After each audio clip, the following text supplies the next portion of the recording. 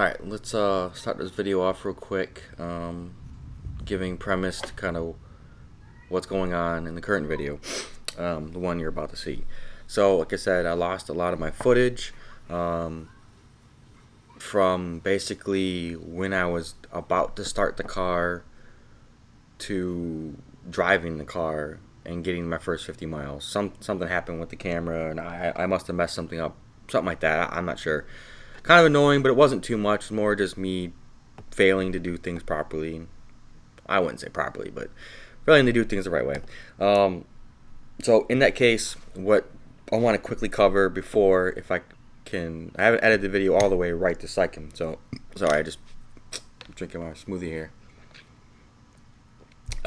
So I haven't edited everything, so I don't 100% know what's in this next video because I have to go through the whole thing still. But from that last video you saw, I was about to start the car and the camera died. So in that case, I did start the car. I did the break-in. Everything worked out pretty good as far as the cam break-in goes. I did have to turn the car on and off a few times, and it did idle for a little bit longer than I wanted because of leaks and issues and the exhaust being so loud because it was half on. I had to fix that real quick, and I had a leak on the turbo side and a few other things that happened, so it wasn't the ideal cam break-in that is expected, I guess. But I mean, car's good now, obviously. So we're good there. Besides that, everything did. The temperature came up fine. I put coolant in it and I did all the whole thing, and we're good to go. So in this video, I'm going to talk about a few issues that I ran into during the driving of the first few miles of break-in and stuff like that, and just starting it. I had the cam pulley was actually hitting a bolt. And you'll see all that. I'll talk about that, so I won't go too much into it. So you'll see that beginning part, and then it should go into the rest of the details. And I didn't do too much after that, but this should kind of end or catch up the end of the series as far as getting the motor going. But the whole point was to kind of build the motor and get it started, and that's what happened. So enjoy this, and then future videos, there'll be a lot more to come.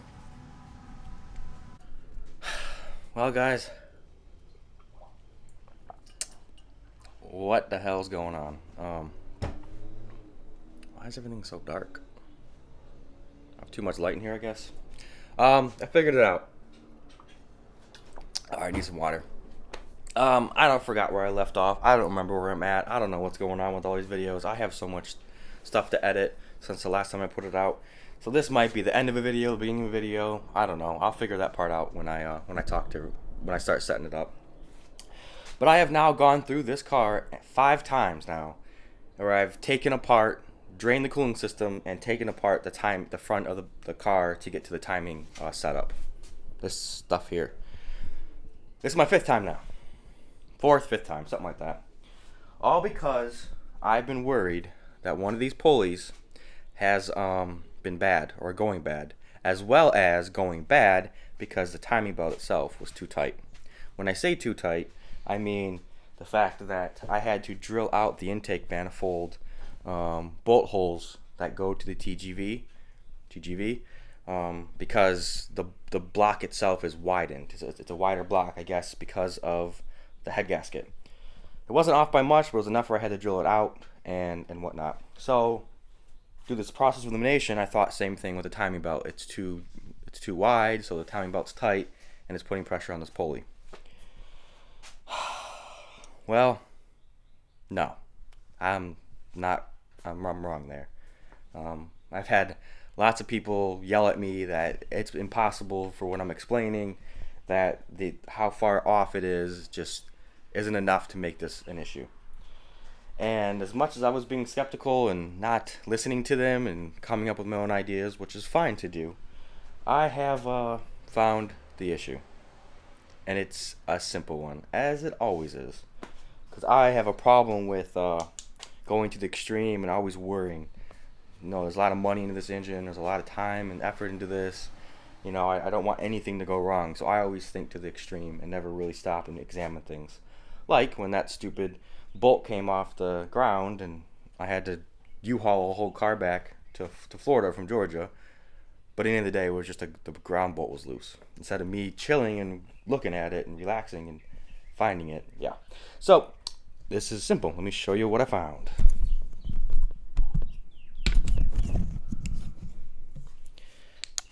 So you have the timing system here. Hopefully it's not too bright. And then you have this bottom pulley, right? This one here. That is the last pulley that gets put on. And that pulley gets put on by you pushing up the bolt or the belt and lining up the bolt holes with the bolt in that pulley and setting it up.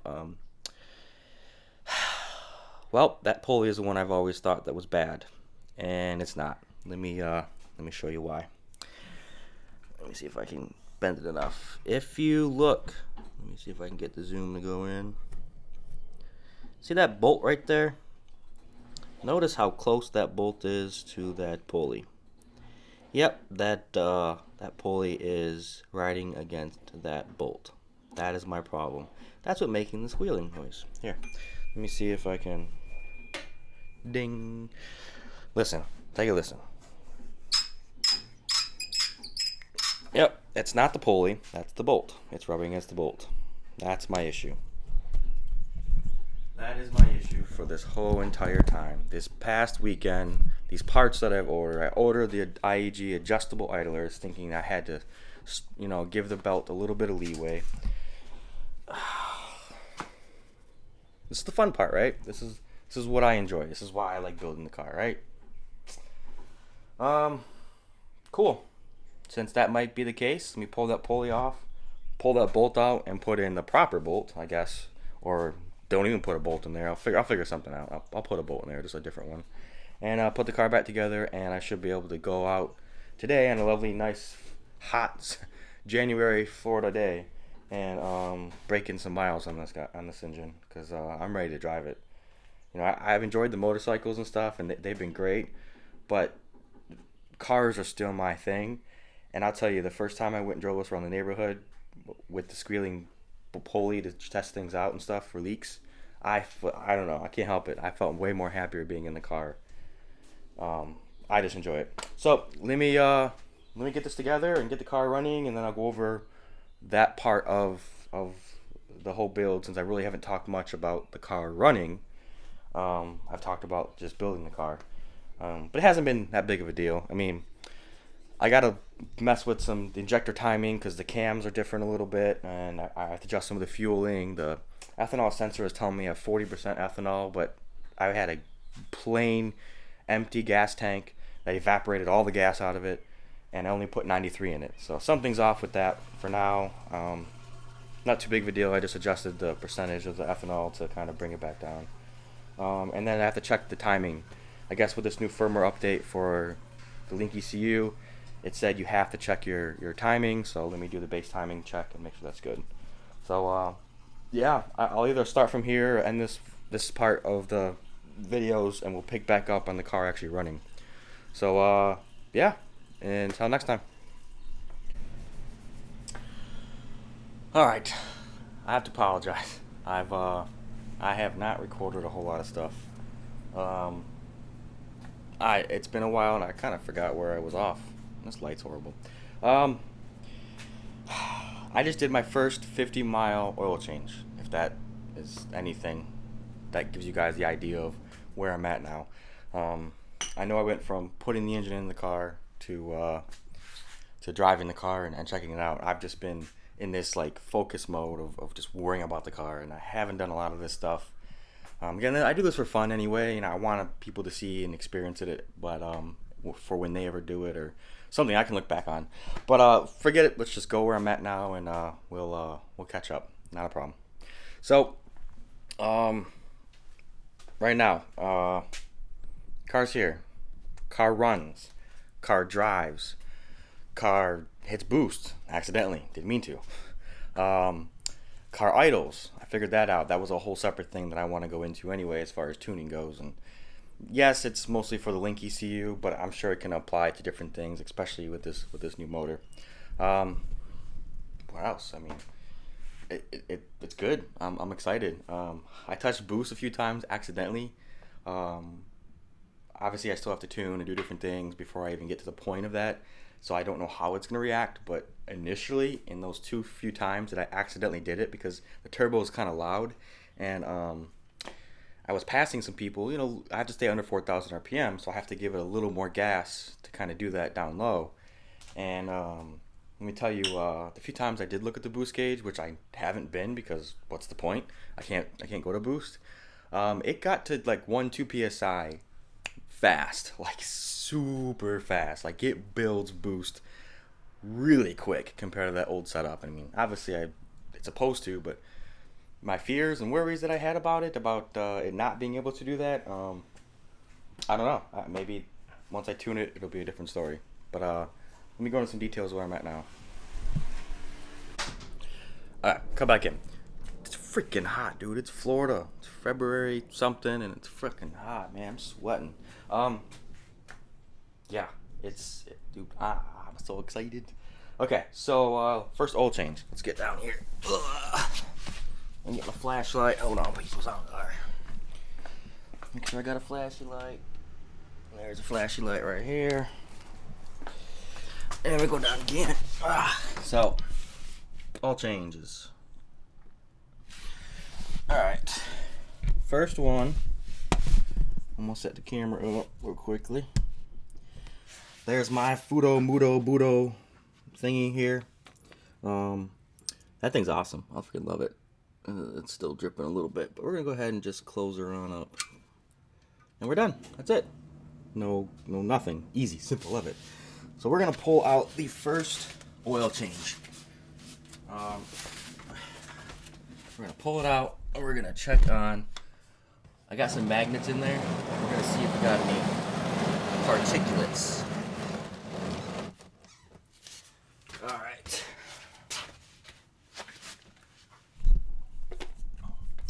Let me spin the microphone around. Yes, that's the annoying thing I have to do.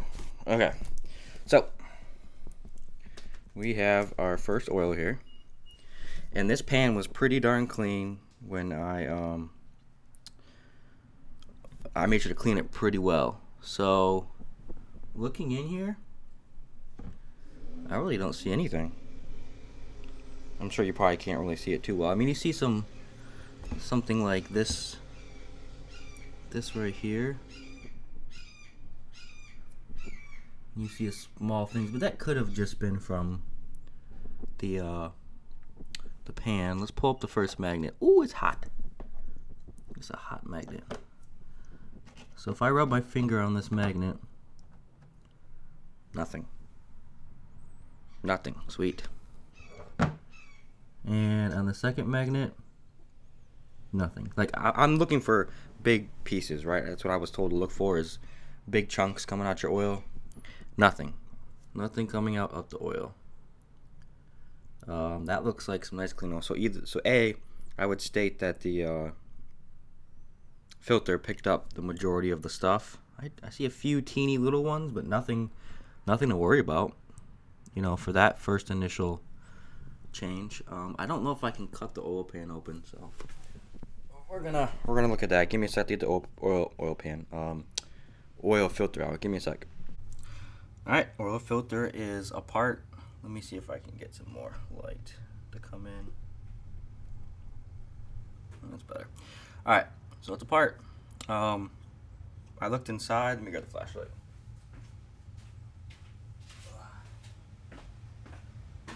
I mean, I'm not 100% on what I'm looking for. Obviously pieces of metal. So as I look through this, I have to discern the metal I used to cut open. But when I look inside of the little areas, I guess is where I'm looking for metal, I'm not seeing anything significant. It's looking pretty darn clean in my opinion. I mean, obviously I'm sure there's small particulates in there somewhere because, you know, you're going crazy with the engine, but not enough to tell me there's an issue. Like, I think that's what I'm supposed to look for, is big particles, you know, to see maybe if there's something going on. But I would say that everything that's in here is good. So I'd say we're freaking good. I'll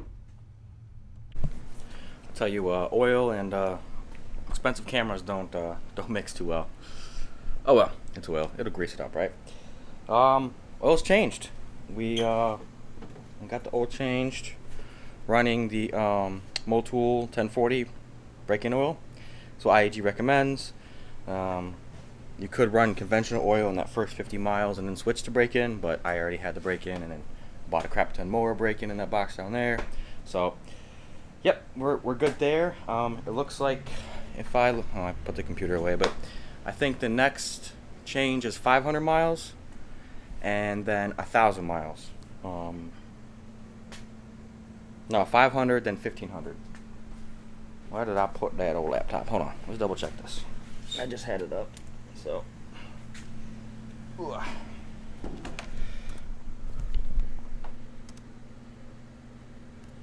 There's the tuning stuff.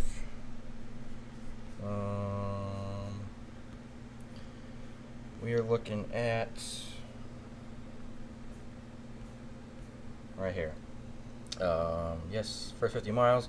Change oil at 50 miles and replace filter. Done. Change oil at 500 miles on your new engine and replace oil filter. And change oil at 1,500 miles and replace oil filter and crush washer. So that's interesting. When I scroll down here though, and it goes into tuning, it says IAG engines can be professionally tuned once they have reached approximately 800 to 1,000 miles of break-in driving and have been extensively quality controlled. So that's about halfway through the tracking out yet. Halfway through the that oil change time. I don't know what to do there. I mean, I don't want to push the car. I want to enjoy this thing for a long time. So I guess I could wait till the 1,500 miles, change the oil, and then start doing a little bit of tuning. Nothing crazy, probably like 15 pounds or so of boost or so and whatnot. Yeah, I don't know. I'll have to think about that one and maybe call IAG or look online, or if you guys recommend something. Fortunately, I'm a little behind in videos. That last video I just posted yesterday, I think the 25th of February, is obviously a couple weeks behind, so I'm a little behind video, which is fine. And I gotta say, I'm really happy, and maybe I'll cut this into a previous video as well, but there's a guy, John Linderman, who's been posting comments and stuff. That dude's amazing. Like, I love it, dude. He's giving me all kinds of information, and that's what I was kind of hoping for. Not just for me, but for everybody who sees the videos and types in IAG900 into YouTube, because that's what I did. And I saw like 4 videos, and most of them were like 2 minutes long or something. So hopefully people see the videos, they can see what I went through, they can see what John's been posting, because he writes a book, and I love it. So he's got some great information there. Yeah, I'm just gonna continue driving, chilling, relaxing with it, doing nothing too crazy, and I don't think I have much else to talk about really. Maybe I'll start talking about some of the tuning on the side in between the break-in. I'm having some idle issues, but I shouldn't say idle issues. I'm just trying to fine-tune the idle. I can idle just fine. So for now, like I said, we're good. We're solid. Everything is running perfect. There was no metal, or at least big chunks, in the oil, and the car's running great. Just gotta drive it. Yep. So if anything else comes up, I'll make sure to make some videos on it, because I'll probably do some more tuning stuff, and we'll go from there. So see you guys later.